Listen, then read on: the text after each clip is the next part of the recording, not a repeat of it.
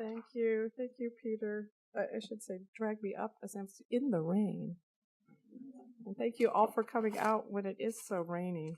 It was probably much easier to just stay at home and snuggle up and watch the movie I'm going to tell you about, but I'm glad you're all here so we can talk about it. I want to take a minute to thank the museum, too, and for this opportunity to talk about authenticity in period movies. I hope all of you have had a chance to see the costume exhibits in the galleries. It's really wonderful, and I learned a lot, especially about this company called Cosprop, I think that's what it's called, and the costume designer that I've known for a long time, John Bright. I'd like to build, I asked that because I'd like to build on some of the observations that are made on some of the plaques in that exhibit.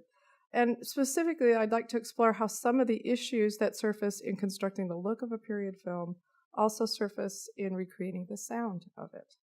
I forgot. I must do this, sorry.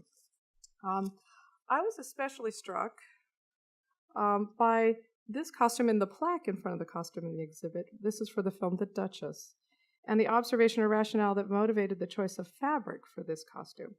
The period has lots of large patterned fabrics, the designer for this film noted, but they were not used because they were too distracting to the camera. In other words, there are limits to authenticity in the cinema. Authenticity has to be negotiated. It's an act of interpretation and translation. That desire to translate may be the one thing that separates narrative film from documentary film. Another plaque reminds us that authenticity is also affected by invention. In the case of costumes, the invention of rayon in the 1920s and nylon and elastic in the 1950s, and dyes for certain fabric. And also, I would add the invention of the digital camera instead of the cellular camera. All of these things have really affected costume work. But today, I want to extend these questions of authenticity, of preserving, recreating, and translating the past to the audible world of the period film. And to do this, I want to look at the music of one recent period film, Sofia Coppola's 2006 film, Marie Antoinette. Coppola's film gives us plenty of visual authenticity to critique, but she also does challenge the assumptions we have of what a period film should sound like. When Coppola began to publicize that her third studio film would be about Marie Antoinette, the announcement was met with some surprise. The filmmaker's previous two films, The Virgin Suicides and Lost in Translation, both kind of quirky dramas, had decidedly contemporary settings. The decision was also surprising because Marie Antoinette was a historical figure that already had been given quite a lot of cinematic treatment. Perhaps most notably, well, I'm going to run you through some of that treatment. The middle slide here features the 1938 MGM biopic of the same title, starring Norma Shearer. Certainly, many of you have seen some of these films. But I'll give you a little quick Cook's tour from 1930 to the 50s, into the 80s. Oh, sorry about that. Okay, that's not coming. French, German films, even recent films, 2001, The Affair of the Necklace.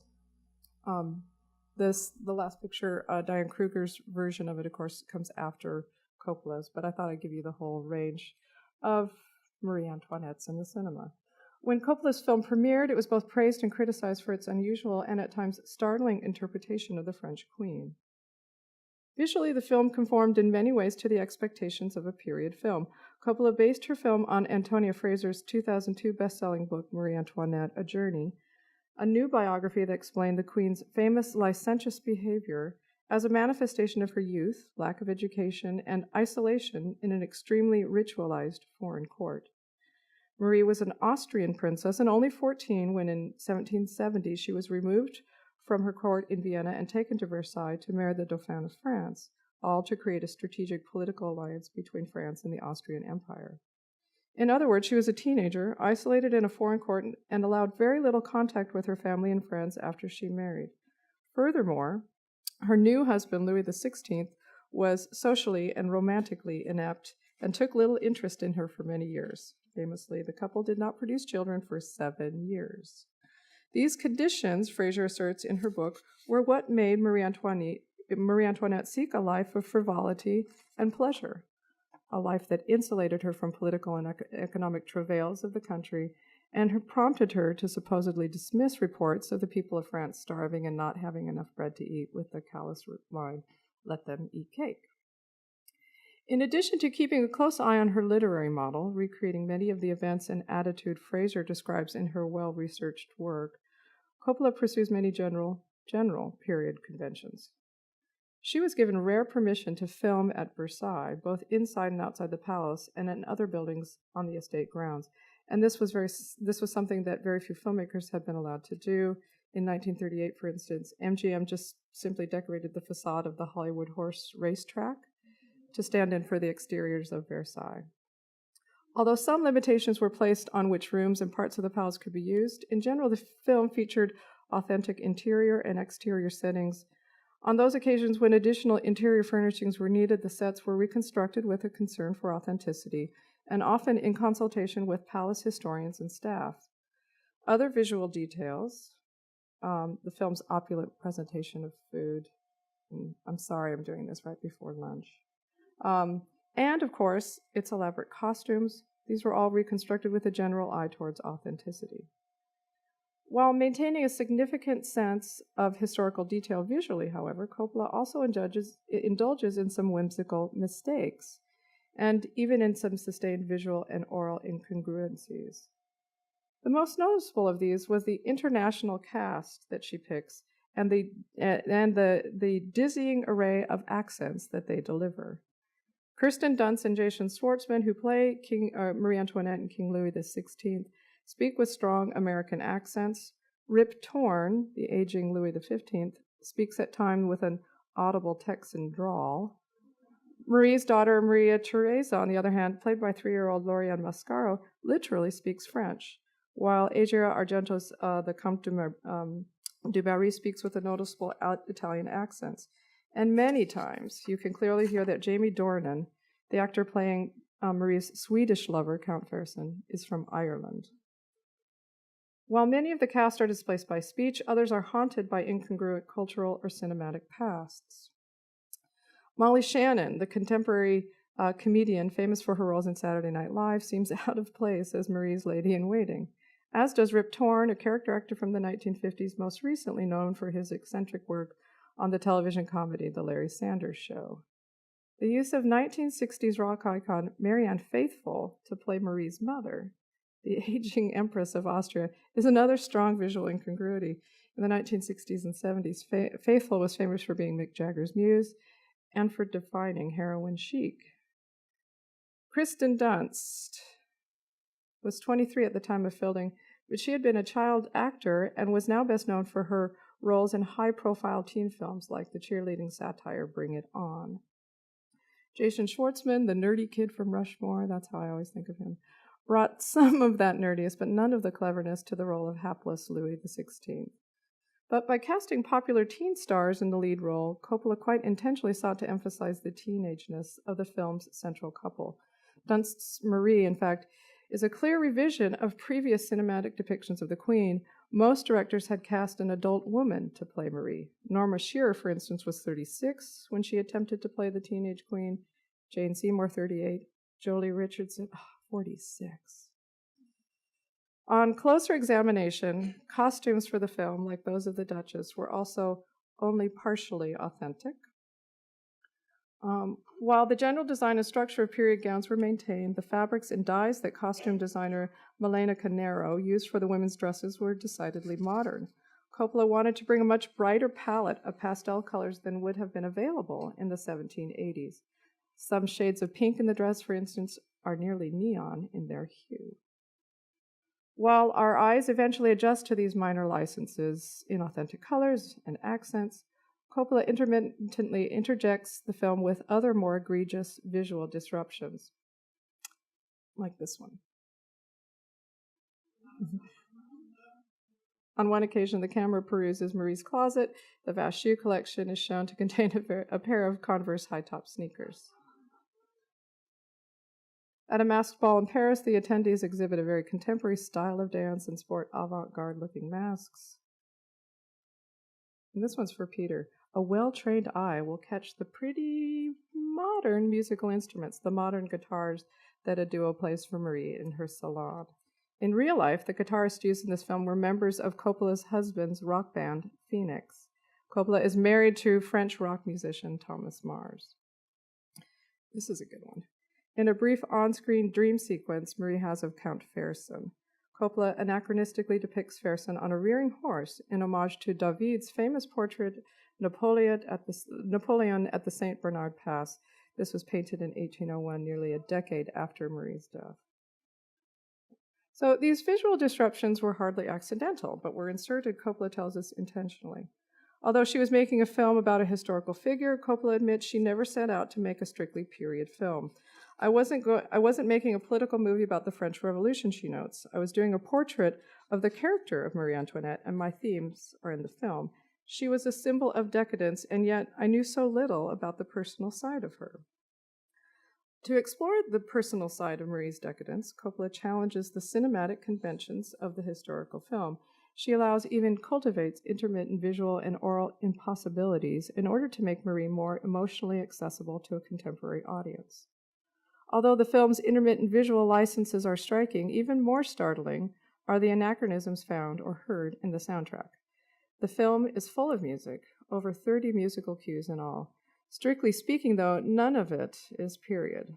This is strange, considering Marie's musical talent, her taste in repertoire, her actions as a patron, were all well documented in Fraser's biography. As many historians, in fact, have pointed out, Marie herself was an accomplished harpsichordist and singer, and during her reign as the Queen of France, she was an important musical patron. When she became queen in 1774, for instance, she summoned her teacher, the well-respected Viennese court composer Wagenseil, to Versailles to compose for her. She also initially patronized the composer Gluck, a German composer recently moved to Paris in 1773. When pressure from within the royal court mounted for Marie to patronize a real French composer instead of all these German ones like Gluck, Marie became an admirer of the French composer André Grétry, and she had many of his works staged at the Royal Opera. And then there's this guy, who you know.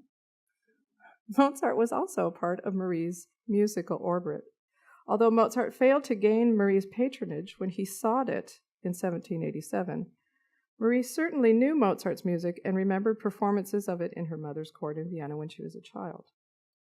Although Marie is shown listening to opera in the film, none of the composers she knew or their music is featured. There's no Mozart, Gluck, Grétry, or Wagenseil in the soundtrack.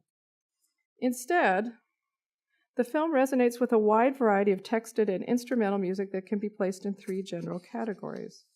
Some of it is close to being period, and for most non-music historians of the 18th century, myself included, on first listening, this music sounds period.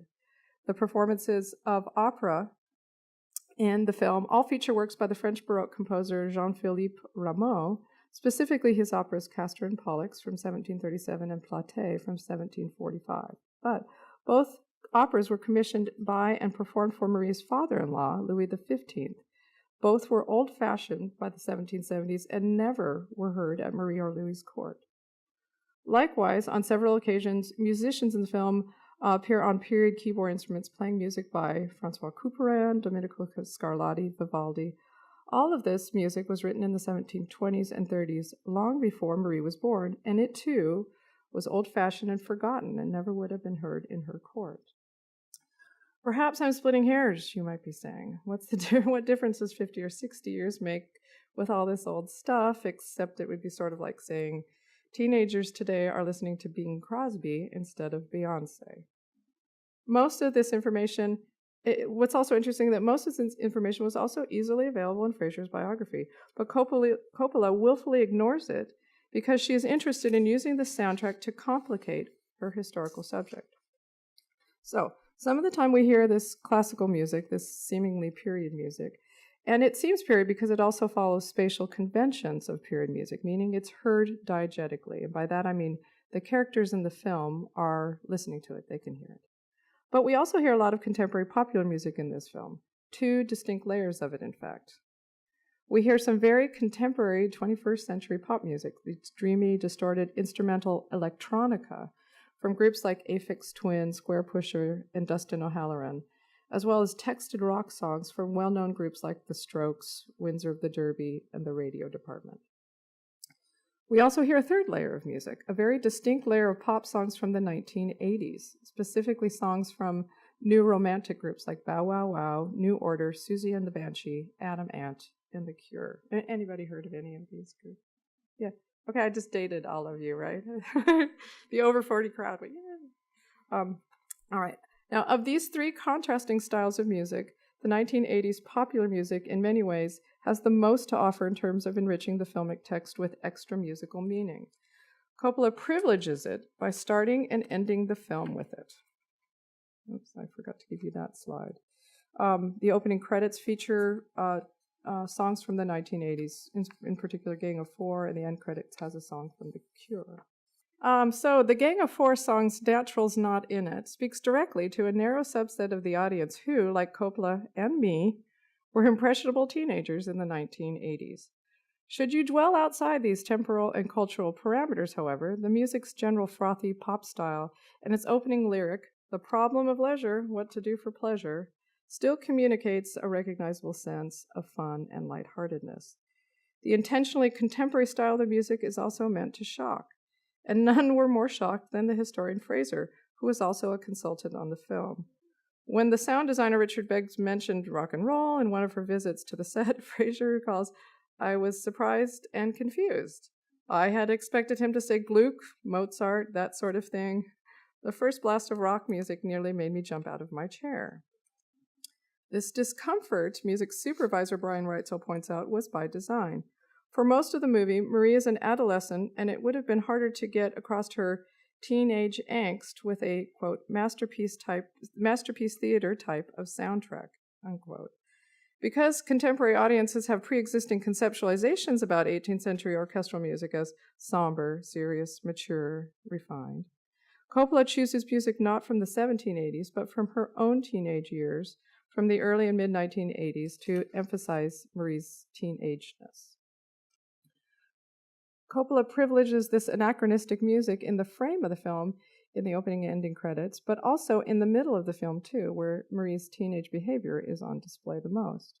Here, a string of 1980s hits are featured in the soundtrack. For an extended masked ball scene, for instance, we hear Susie and the Banshees' 1978 hit Hong Kong Garden. For a love scene with Count Ferguson, the Swedish officer with whom Marie has an affair, we hear Adam Ant's 1981 chart topper, Kings of the Wild Frontier. Coppola turns Marie into an American teenager, sonically relocating her to the Reagan era by substituting 1980s pop music for 1780s period music. She revises our assumptions about the well-known French queen by giving her music that makes her more common, contemporary, youthful, dare I say, American? The 1980s music is stylistically subversive, but at times Coppola's designs it so that it's also structurally disruptive. A good example of this comes at a significant moment when Marie, confronted with yet another example of her sexless and childless marriage, has a kind of breakdown. She recovers from this by indulging in a bit of retail therapy. She goes shopping. And so Coppola treats us to a montage, a parade of 18th century fabrics, dresses, shoes, wigs, an array of indulgent food, sweets, cakes, candies, tarts, champagne. And for the first time since those opening credits, we hear 1980s pop music. Bow Wow Wow's 1982 hit song, I Want Candy. I know a guy who's soft and sweet. He's so fun, he can't be beat. The lyric's blunt statement of sexual desire announces Marie's transformation from docile daughter-in-law to independent-minded party girl and foreshadows her adulterous affair with Count Ferguson. But the spatial placement of the song is equally striking and dislocating. The music is suddenly foregrounded, and its lyrics are privileged over diegetic sound and dialogue. For the roughly 3 minutes that the song plays, Coppola also changes the editing pace of the film, speeding it up to match the tempo of the pop song. We suddenly get jump cuts, abstract imagery, extreme perspectives, close-ups, long shots, all obliquely and disjunctly juxtaposed together. Coppola displaces Marie to the 20th century, in other words, by temporarily turning her film into a music video. Okay. The 1980s were obviously an important touchstone for Coppola in this film, and she references the era not just sonically, but also visually. In this middle section of the film, devoted to depicting Marie's decadence, the references to 1980s pop music fashion are also numerous. For instance, Coppola styles a tableau of a hunting party picnic to resemble the cover of Bow Wow Wow's 1982 album Go Wild in the Country, which itself was an homage to Manet's famous painting Le Déjeuner sur l'Air. Count Fersen's look, Coppola tells us, was directly modeled after 1980s rock singer Adam Ant. This central mapping of 1980s America onto 1780s France, Coppola points out, was suggested not just by the style and lyrics of the songs of the era, but by the visual look of the bands playing them. Pop groups and singers themselves were visually accessing 18th century culture and fashion in the 1980s. My introduction to 18th century France, Coppola admits, came from this new romantic music, from the imagery of Bow Wow Wow, Adam Ant, and fashion designer Vivienne Westwood. Now, while most or much of Coppola's compilation is stylistically subversive, pairing historical imagery with contemporary music, on several occasions, it's also spatially transgressive. And let me explain this a little bit. For most of the film, these different styles of music are segregated and contained in conventional cinematic spaces. The classical quasi-period music plays for the most part diegetically, that is, characters in the film hear it. The 80s pop music is confined to the non-diegetic space of the film. It comments on Marie's decadent behavior and only we hear it.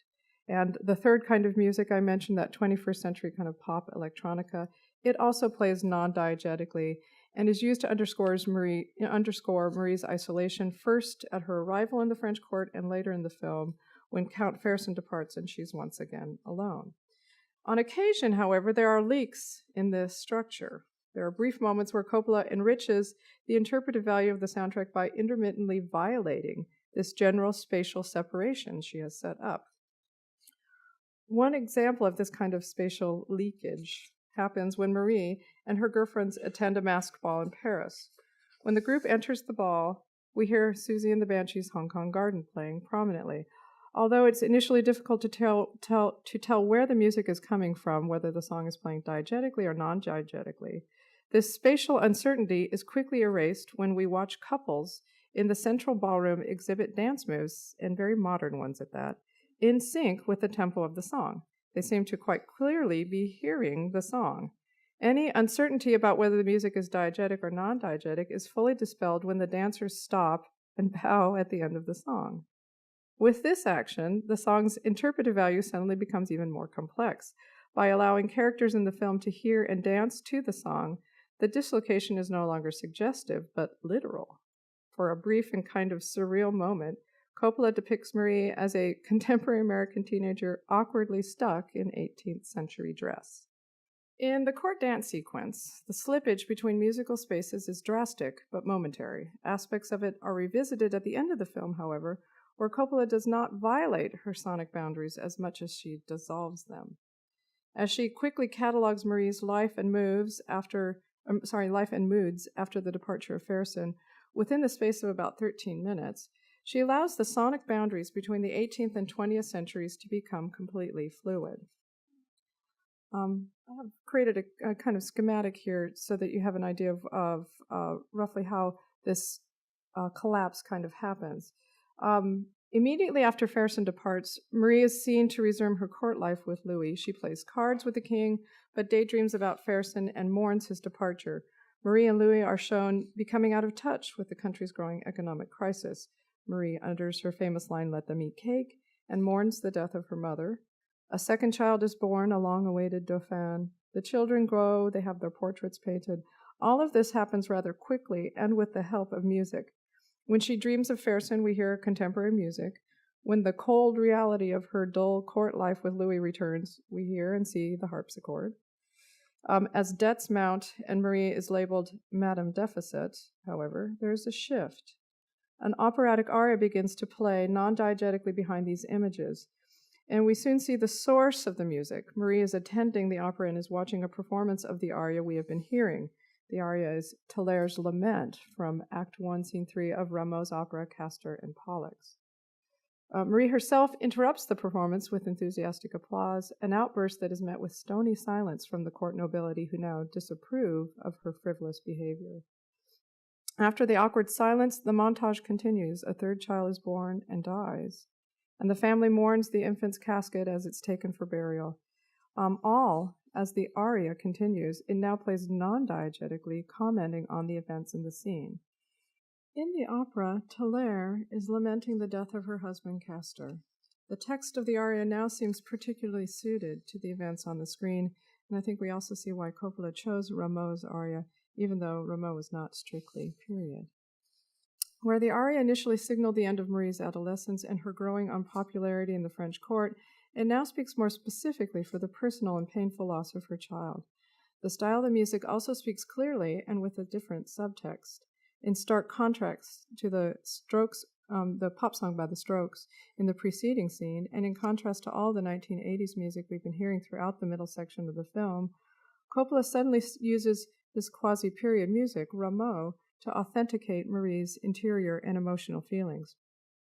It is the only moment in the film where the musical commentary is grounded in Marie's own time period, and the sudden lack of disparity and dislocation, the sudden temporal and stylistic convergence of sound and image track, makes the scene especially intimate and poignant.